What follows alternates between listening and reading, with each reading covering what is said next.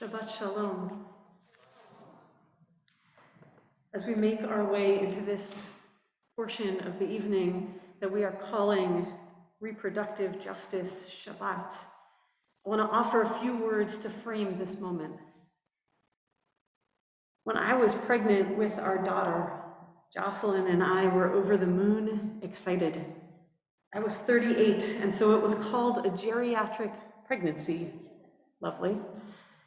And we did all the tests that we were told to do. And then the very last test came back, and it said abnormal. It came in on a weekend, and there was no one who could talk to us for 24 hours. We knew that if we needed to, we would terminate this extremely wanted pregnancy. But we were also past the point where that would have been legal in New York State. We sat wondering if we were going to have to make the most devastating decision of our lives, and also anxious that we would not be allowed to. Ultimately, the test results turned out to be a lab error, but I will never forget the agony of those 24 hours. Tonight, all around the country, Jewish communities like ours are observing a Shabbat to talk about reproductive justice, mainly about abortion. This conversation is set against the backdrop of a fierce political fight and an enormously consequential question: who should be the one to decide whether a person who is pregnant is allowed to have an abortion?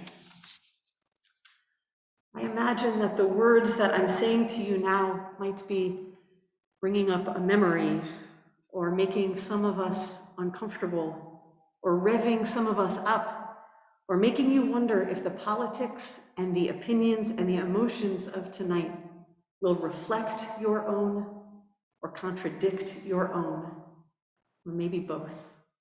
And all of that, all of the complexity, all of the emotions are welcome here in this space. And with its complexities, all of them, abortion has touched the lives of many, many of us in some way. And yet we don't know most of these stories because just at the time when they most need to be cared for and held, people who have had an abortion are often made to carry their experience in silence, under a weight of shame and stigma. But we are a community here, and this is not a theoretical conversation. For women, for people of any gender who get pregnant, for the partners of those people, and for their families. So we're not going to talk about the politics of it all tonight, or how we might take action. I imagine that we will get there together, but not tonight. Tonight, we're going to tell stories. We're going to hear stories. Because telling our stories reminds us that this is about people that we love and care about. And because telling our stories brings light into the shadows and replaces shame with humanity. It takes courage. And so I just want to say out loud how grateful we are for those who will share their stories tonight. This evening was wisely planned by NCJW, which is the National Council of Jewish Women, for this weekend because it is Shabbat Mishpatim. And this Torah portion includes verses that profoundly inform the Jewish approach to abortion. The text tells us that if two people are fighting and one of them accidentally hits a pregnant woman and she miscarries, the person must pay financial restitution. The commentators note that the fetus is not treated as a person. If it were considered a whole person, then the one who struck the woman would be sentenced to death instead of monetary compensation. It is a text that shapes Jewish practice. It doesn't address the emotion of such a loss, but it opens up the conversation. Later in the Talmud, we read that if a pregnant woman miscarries, she does not need to observe all of the mourning rituals as one does for a person, because until the 40th day in utero, the fetus is considered maya ba'almahi, merely water. Elsewhere in the Talmud, it says that to save the mother's life, a fetus can be terminated even as the woman is in labor. And still later texts provide permission for abortion when the mother's life is not in jeopardy, but when having a child would otherwise cause her great woe.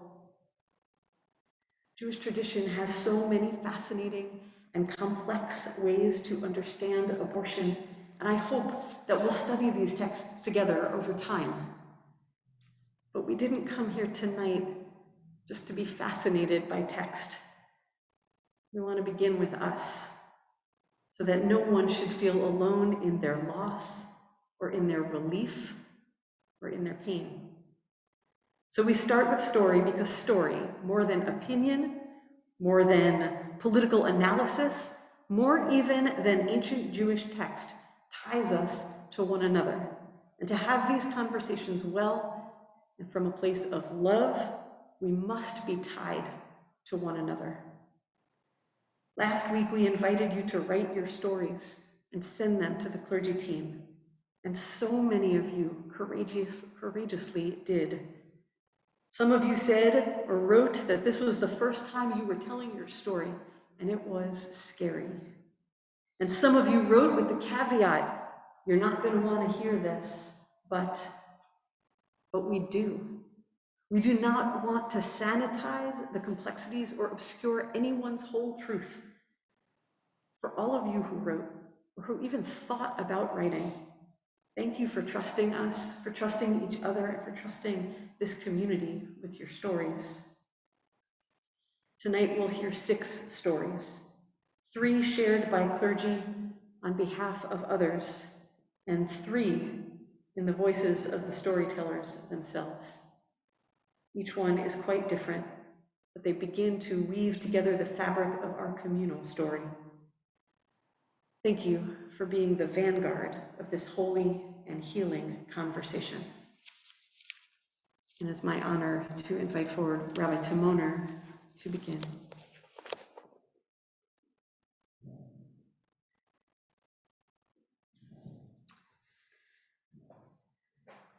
I share this story on behalf of Elizabeth Kaiser, who is not able to be here tonight, but who wanted us to tell you her story. These are her words. While I did not have an abortion, I suffered from recurrent miscarriages and needed life-saving surgery, known as a D&C, to help complete several of the miscarriages. This is the same procedure done for an abortion. I understand that if abortion rights are restricted, that it would be much harder for people to obtain care for miscarriages as well. I've heard stories of people who are forced to watch an anti-abortion video before having a D&C, even while they are hemorrhaging, and of others who need to wait for their husbands to grant permission. Further restrictions could mean that this procedure is outlawed altogether, leaving all people with female reproductive organs in grievously dangerous situations. I remember the mixture of relief and grief I felt waking up from each D&C, and how hard it was to create the time and space for recovery with the expectations of work and life. No doubt these feelings and experiences and others are shared by those who elect to terminate their pregnancies as well. Unfortunately, there is no life cycle moment assigned to pregnancy loss in Judaism that is widely known. Yet people suffer immensely and routinely in isolation from the stigma and silence around pregnancy loss and termination. I would like very much to see this change in the Jewish community. It's now my honor to invite forward Leslie Weber to share her story.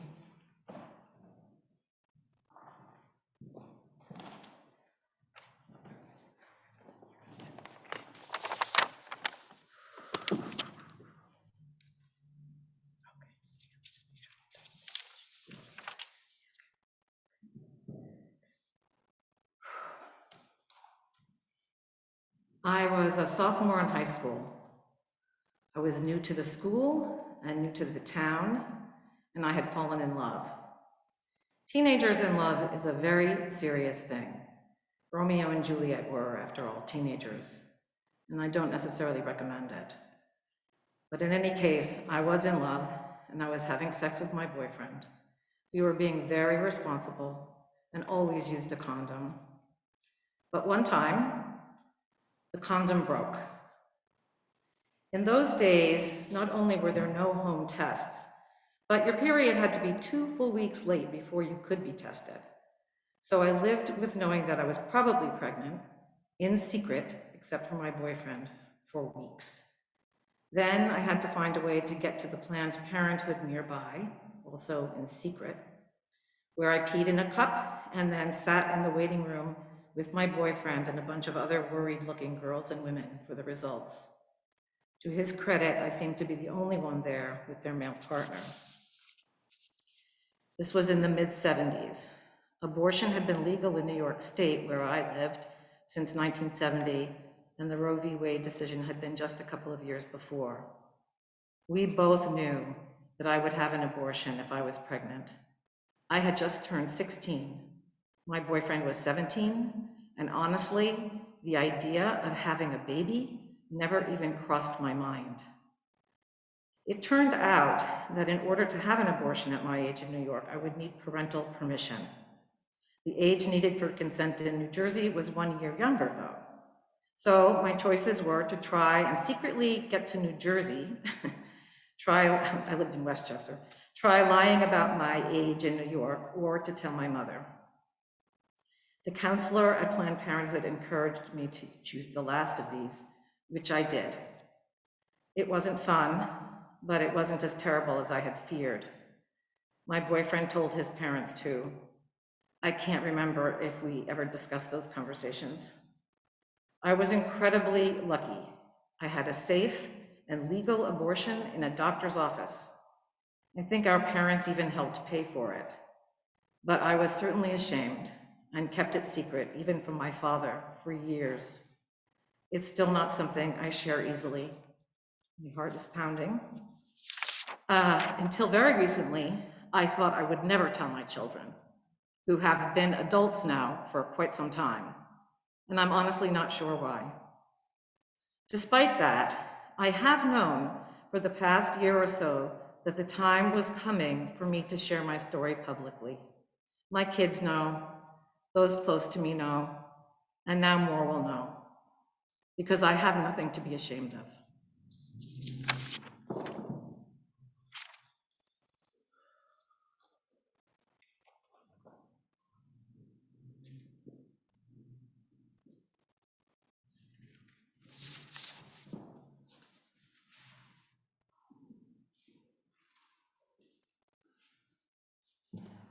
I share this story that was sent to us anonymously, but with permission to share. I was in a bad marriage when I got pregnant, and neither of us believed we would last. As the pregnant person, I would have preferred to have the child, but I could not support the child on my own, and my ex was not willing to do what it took. My experience may not be what you want to hear, but I wish someone had discussed that I was killing a fetus and had offered support. I still would have gone ahead with it, but it would have felt more honest, and it would have saved me a measure of anger. I believe that abortion should involve the well-being of the fetus. I was not in an economic position to support a child, so did not believe I should have one. The abortion saved me potentially years of trying to fit into a bad marriage.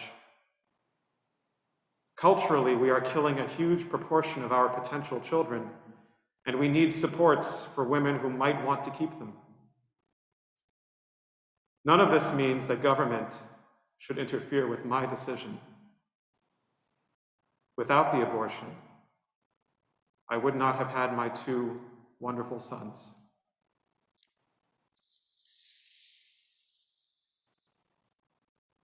Invite forward Kathy Colkin.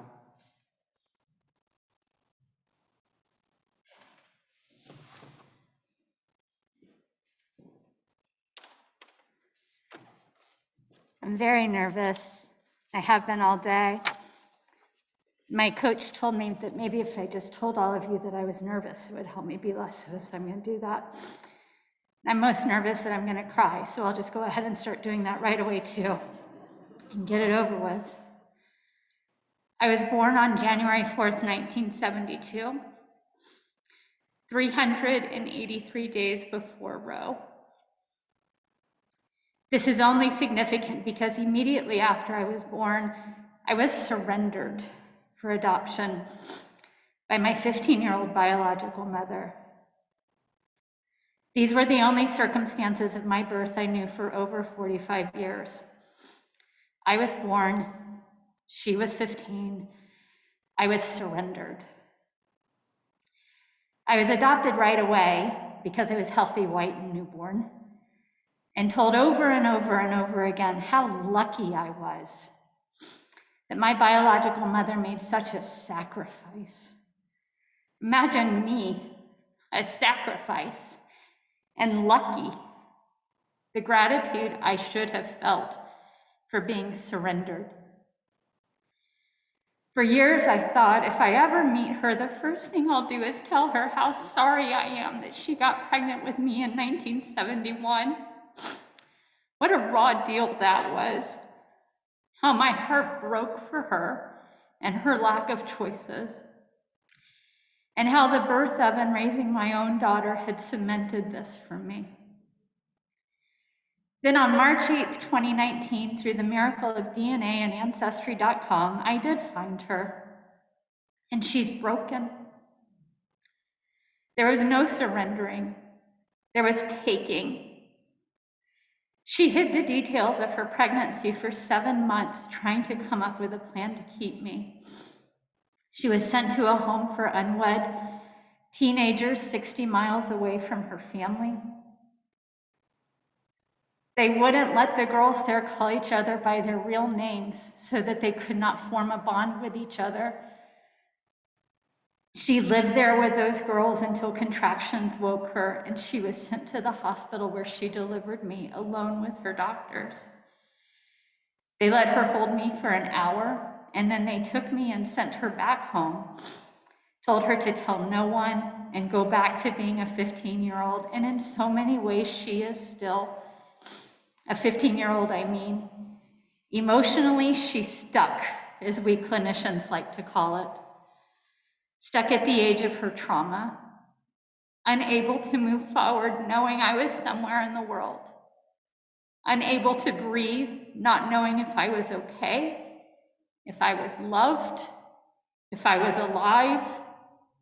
An abortion she could have mourned, celebrated, grieved, felt tremendous relief, perhaps all of those things. An abortion she could have had as soon as she realized she was pregnant, if only it was 1973. An adoption was worse than death because I was alive and not hers, and I never will be, and she knows that, and it breaks her. As happy as she is to know me now, knowing I'm not hers breaks her daily, still. Almost 66 years old, but still broken. The very circumstances of my birth made me pro-choice, surrendered, taken, broken.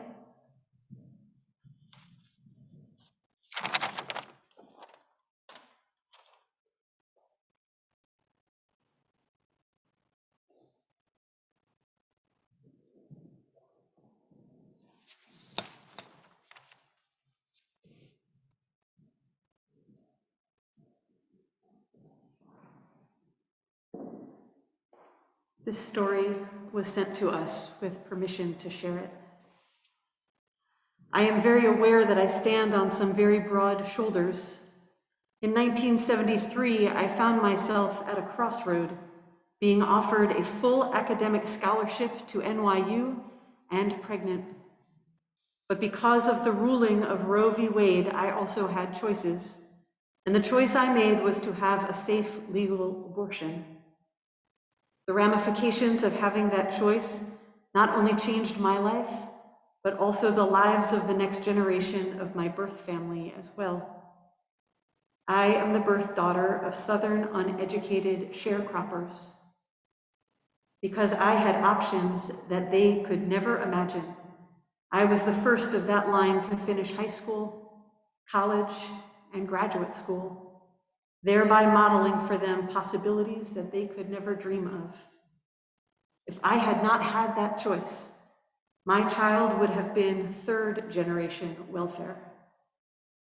As I now look at my great nieces and nephews daring to dream dreams and have visions, I know that my choice was the right one, not only for me, but also for my birth family. Roe v. Wade must stand. Generations to come are depending on it. I call forward now Kara Rach.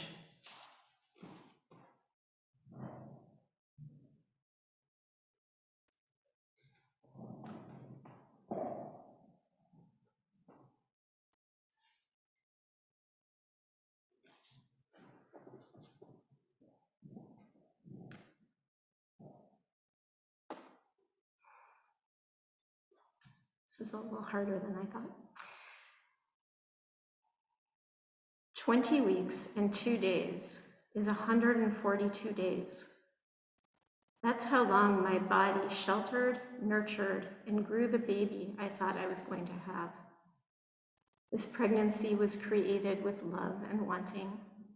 This baby was going to have a family, a big sister, and 3 grandparents, and aunts and uncles, and many cousins. For 142 days, I was going to be the mom of this baby when they were born. It was everything. And in the end, it was agony. Our nightmare began in week 11, 77 days into our 142-day journey to the void. Don't worry, they said, placental cells can be inaccurate. Get an amnio, I'm sure it'll be fine. So we waited, nervously but assured, for 35 more days. Week 16, we did an amnio. We saw a physically perfect looking anatomical scan. More assurances. 5 days later, week 17, the phone rang. It was a geneticist. I did not know her. She thought I already knew what was wrong. I didn't. Lots of words, extra chromosomes, deleted chromosomes, lots of sorrows. For anyone who's received bad news, you know that feeling of watching yourself from above, an almost detached dissonance. This poor woman just found out her fetus is not healthy. Wait, that woman is me, and that fetus is ours. If that weren't enough, the problem was medically and genetically a 1 in a million. The impact was not clear-cut, the specific outcome unknown. What we knew was that a healthy, normal life was not in the cards for this fetus. But what does that even mean? How big is our nightmare, we wondered. We got a lot of wrong information. We grappled with a lot of questions, a lot of opinions. We heard about cognitive impairments, propensities for cancer, a life of pain, a life of unknowable hardship. We heard so many things. After 3 weeks, 21 days of research, talking, learning, and so much pain, of seeking out the wisdom of our tradition, we finally knew, in the depths of our soul, we knew we had to end this pregnancy for the sake of this potential baby and for the sake of our 3-year-old child. There is so much pain, emotional and physical, that goes into ending a pregnancy at 20 weeks. And that ending goes on far after it's done, in the mother's body, in its parents' psyches and souls. But what lingers is that in the end, We were the deciders. We did the research. We talked to experts in multiple countries. We would bear the responsibility and the consequences, as were our older daughter. We are the parents. We had to reckon with all of it, the pain, the difficulty, the weight of deciding. Is a government, unqualified, impersonal, not responsible for the enormous impact a decision like this has on a citizen's life, the right decider? We don't think so. Cannot be the case. It should not be the case, and it must not be the case. Day 142. I had to tell a very uncomfortable resident in the operating room I was crying because I was sad, not because I thought that what was about to happen was wrong. Even in that moment of agony, of darkness, I knew we were engaging in an act of mercy and of love. Zichrono livracha.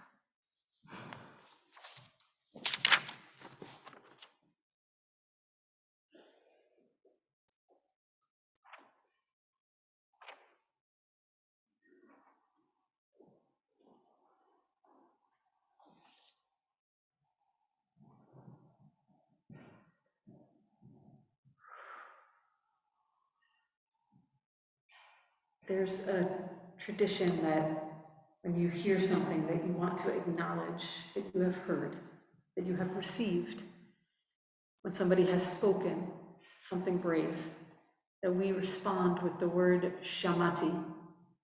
I have heard you. I heard what you said. And if you'll join me now to take a deep breath, feel all that's in this room, all that's here that we've joined here on this screen. To let the words and the emotion, the courage, the strength, and the beautiful vulnerability and the sacred humanity enter us. And to say to each of those who shared a story tonight, Shamati. Shamati, and thank you so much for your courage, for deciding to be first, for trusting us to hold with you all that you have carried and carry still. And thank you to your families who have also joined with agreeing that this story should be a public story that we can hold together with you. We are so grateful. As this unfolds, these days, these months and weeks ahead of us, we might want to study together some of what we talked about tonight. We might want to learn more. There will always be space in this community for people who are uncomfortable with this or have different beliefs. There is still always going to be holy space for each of us. We may want to talk more about our concerns about the erosion of abortion rights in our country, and we may need to march. If and when those times come, we will alert you. We will send a note to the congregation, and we'll march together, and we'll carry these stories and all of our stories. Tonight, we just want to say thank you for making this night so holy and so beautiful, so important. However you are feeling now, whether you just told a story or received a story or thought of a story you haven't thought of in a really long time, just want to invite you to send love to that place. So feel your shoulders, feel what you took in or said, release from you now too. You don't have to hold it on for the rest of this night or the rest of 24 hours or the rest of this week. You can also send yourself notes, messages of healing and kindness and gentleness and love. We're not going to forget tonight. We'll hold on to it together. And so, with softness in our hearts and healing in our body and in our mind, a bit of healing has begun.